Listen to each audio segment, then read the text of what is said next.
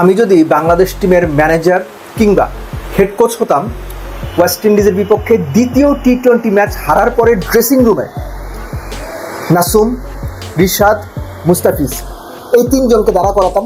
উল্টা দিকে লিটন, তাওহিদ হৃদয়, জাকের আলী অনিক, শামীম হোসেন পাটোয়ারি এবং তানজিদ তামিমকেও দাঁড়া করাইতাম। বলতাম, হাত জোর করো, নাসুম, মুস্তাফিজ, রিশাদ, ওদের কাছে মাফ চাও, মাফ চাইয়া বলো ভাই তোরা আমাদের মাফ করে দে, আমরা আসলে পারি না, আমাদের দিয়ে হচ্ছে না, আমরা চলি না, আমাদের মাফ করে দে। সরি টরি না, হাত জোর করে মাফ চাইতে হবে। যে খেলা নাসুম, মুস্তাফিজ, রিশাদ মিলে ওই জায়গাতে নিয়ে গেলেন, যে খেলা বাংলাদেশের 90% জিতা ম্যাচ, সেই ম্যাচ বাংলাদেশ হেরে গেল।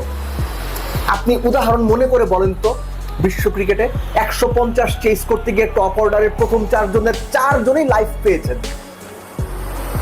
কোনো একজন একটা ভালো ইনিংস খেলে ম্যাচটা শেষ করে আসতে পারেননি। আমি তানজিদ তামিমকে ইনিংসকে ভালো ইনিংস কোনোভাবেই বলবো না, কারণ তিনি খেলাটা শেষ করতে পারেননি। লাভ কি ইনিংস খেলে? কোনো লাভ নাই। তার সঙ্গে আপনি যোগ করে নিন শামীম হোসেন পাটোয়ারি, জাকের আলী অনিক এবং তাওহিদ হৃদয়। ট্রাস্ট মি, এই তিনজনকে নিয়ে আপনারা বিশ্বকাপে যেতে চান কিনা সিরিয়াসলি চিন্তা করেন। আমি এর আগের ভিডিওতে আলোচনাতে প্রথম ম্যাচের পরের দিনই বলেছিলাম, আবারও বলছি, আবারও রিপিট করছি, তাওহিদ হৃদয়, জাকের আলী অনিক এবং একই সঙ্গে শামীম হোসেন পাটোয়ারি, এই তিনজনকে নিয়ে আপনারা বিশ্বকাপে যেতে চান কিনা চিন্তা ভাবনা করে দেখেন। বাংলাদেশ যে পারফরমেন্সটা, যে ম্যাচটা, টি-20 ম্যাচটা হেরে সিরিজ খোয়ালো ওয়েস্ট ইন্ডিজের সঙ্গে, এটা অপরাধ, অন্যায়। প্রথম কথা বলি যে সাইফ আউট হয়ে গেছেন, ফাইন। তানজিদ তামিম তার শর্টস খেলছিলেন, ফাইন। প্রথম 4 ওভারে কত 14 রান বোধহয় হয়েছে, প্রেশার ছিল। লিটন এসে কি করলেন? প্রথম বলটা 1 নিলেন, পরের বলটা স্কুপ খেলতে গেলেন। জেডেন সেলসের ফার্স্ট ওভারের প্রথম বলটা তিনি স্কুপ খেলতে গেলেন, টাইমিং হলো না। ওই ওভারে লিটন 3টা 4 পেয়েছেন। লিটন প্রথম 9 বলের মধ্যে 4টা 4 মেরেছেন, খুব ভালো টাচ মনে হচ্ছিল, লাইফও পেয়েছেন এর মধ্যে। আপনি শামীমকে প্রশ্ন করেছিলেন, শামীমের সমালোচনা করে বলেছিলেন লিটন, মনে আছে? আপনার সমালোচনা কি করবে? আপনি ক্যাপ্টেন হিসেবে কি দায়িত্ব নিলেন? আমি দেব চৌধুরী আপনাকে প্রশ্নটা করলাম। আপনারও সবসময় এনজয় করা যাবে না, মাঝে মধ্যে মাথাটা ঠান্ডা করে ব্যাটটা করতে হবে দলের জন্য। ফ্ল্যামবয়েন্ট হওয়া যাবে না, শর্টস খেলতে পারি। মোনালিসা ভাই মাপ চাই, প্রচুর মোনালিসা দেখাইছেন, এখন একটু বেসিক ক্রিকেটটা খেলেন। শামীমকে যেভাবে বলেছিলেন আমি আপনাকে ওইভাবে বললাম, এইভাবে করলে হবে না, আপনাকে ভাবতে হবে লিটন। তাওহিদ হৃদয় লাইফ পেলেন কত? 5/6 রানে, অলমোস্ট কার্বন কপি শট। আপনি বাউন্ডারিটা ক্লিয়ার করতে পারছেন না, নিচে খেলেন, 1 খেলেন। তাওহিদ হৃদয় 1 খেলে আপনি তানজিদ তামিমকে স্ট্রাইক দেন, রান তো অনেক বেশি না। আপনি কি করলেন? নায়ক হতে গেলেন, হাতে মেরে দিয়ে আসলেন, তার আগে কিন্তু লাইফ পাইছেন।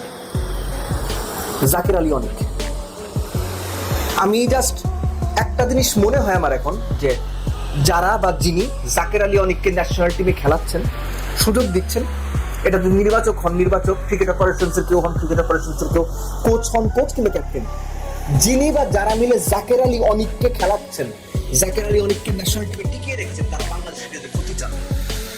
ওনারা স্বার্থপর, ওনারা বাংলাদেশ ক্রিকেটের শত্রু। আমি আবার বলছি, জাকের আলী অনিককে যারা টি-20 টিমে টিকিয়ে রেখেছেন, খেলাচ্ছেন, তারা বাংলাদেশ ক্রিকেটের শত্রু। আমার কথা আপনি না মানতে পারেন, কিন্তু আমি এটা এখন মনে প্রাণে বিশ্বাস করি।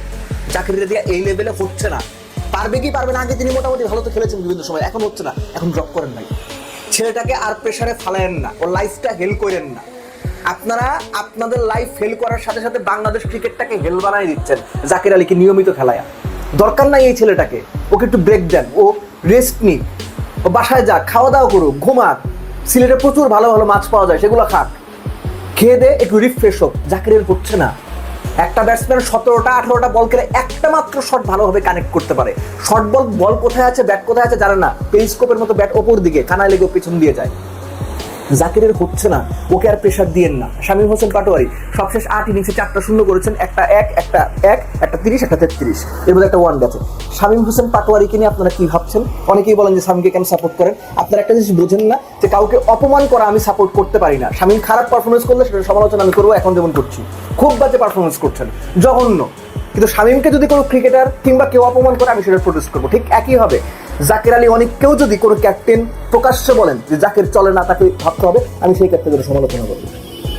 Simple as that. So Zaker Ali Anik, Towhid Hridoy, Shamim Hossain Patwari এদের নিয়ে কি ভাববেন, কেন ভাববেন, সেগুলোর যথেষ্ট কারণ বাংলাদেশ ক্রিকেট বোর্ডের কাছে রয়েছে।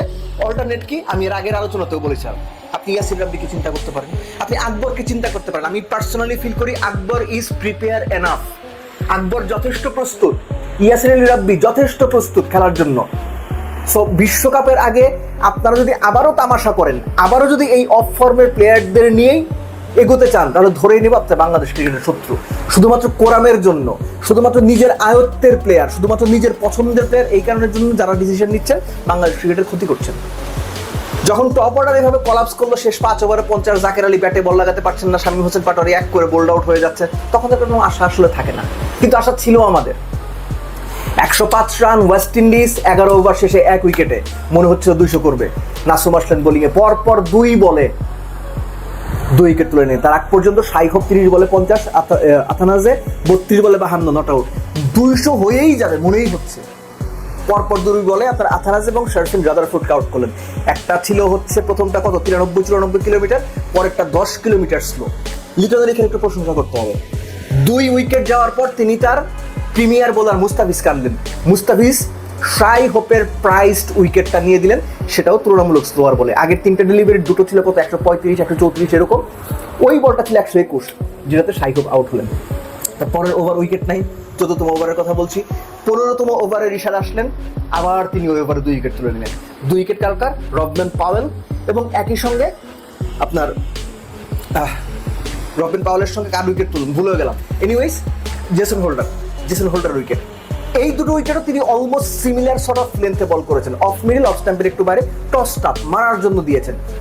এই যে 11 ওভারে 105 1 উইকেট থেকে 15 ওভার শেষে কত 120-এর মতো 5 উইকেটে, এই যে আপনার 4 ওভারের মধ্যে কত 17-18 রান, 4 উইকেট তুলে নেয় বাংলাদেশ।